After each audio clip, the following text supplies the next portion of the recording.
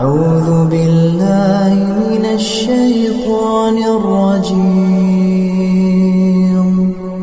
بسم الله الرحمن الرحيم.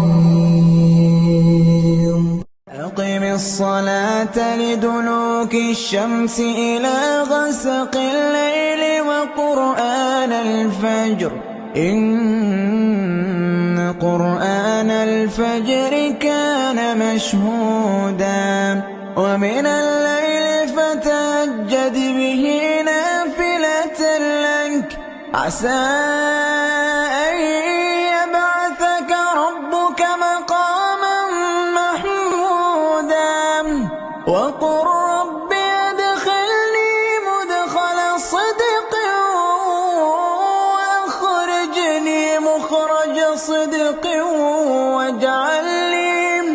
واجعل لي من لدنك سلطانا